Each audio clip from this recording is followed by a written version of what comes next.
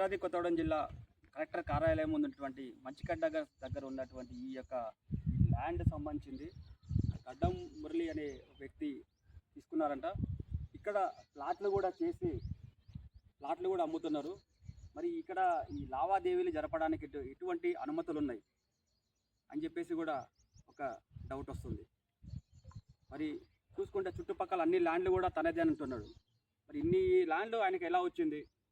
ఎవరి అండదండలతో ఆయన ఈ ల్యాండ్లన్నీ తీసుకున్నారు? నిజంగానే ఉందా, లేకపోతే ప్రజలను భయపెట్టి అక్రమ డాక్యుమెంట్లన్నీ తీసుకొచ్చి ఏదో చేద్దామని ప్రయత్నం చేస్తున్నాడా? దయచేసి అధికారులందరూ కూడా దీని మీద ఒక స్పష్టమైన విచారణ చేపట్టాలని చెప్పేసి కోరుతున్నా.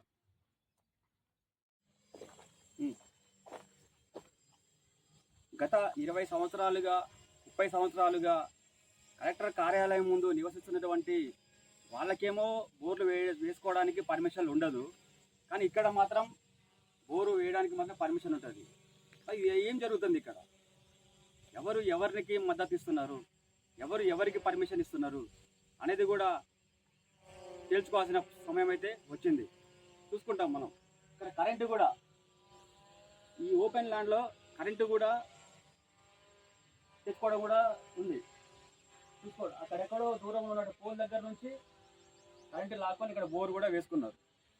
మరి ఇదే సిచ్యువేషన్ మరొక దగ్గర జనవాసాల్లో ఉన్నటువంటి దగ్గర జరిగితే వెంటనే వాళ్ళ మీద కేసులు. మరి వీళ్ళ మీద ఎందుకు కేసులు పెట్టట్లేదు? ఇక్కడికి ఎందుకు రావట్లేదు? ఎందుకు విచారణ చేయట్లేదు? ఒక్కసారి ఆలోచించాల్సిన అవసరం కూడా ఉంది. కాబట్టి ఒకటే కోరుతా ఉన్నాం, రెవెన్యూ యంత్రాంగం, జిల్లా కలెక్టర్ గారు ఇక్కడ ఉన్నటువంటి ల్యాండ్ అన్నిటి మీద ఒక ఎంక్వైరీ వేసి ఈ ల్యాండ్స్ ఎక్కడి నుంచి వచ్చినాయి, ఈ పట్టాదారు ఎవరు, ప్రభుత్వానిదా ప్రైవేట్ వ్యక్తులదా గుర్తించి, ప్రభుత్వానిది అయితే కనుక ఖచ్చితంగా పేద ప్రజలు ఉన్నారు, వాళ్ళని గుర్తించి వాళ్ళకి ఇళ్ల స్థలాలు, ఇందిరమ్మ ఇల్లు కట్టేయాలని చెప్పేసి కోరుతున్నాం. అలాగే అక్రమం అని తెలిస్తే కనుక ఖచ్చితంగా వాళ్ళ మీద చర్య తీసుకొని వాళ్ళ మీద కేసులు కూడా పెట్టాల్సిన అవసరం అయితే ఉంది. దయచేసి గమనించాలని చెప్పేసి కోరుతున్నాం.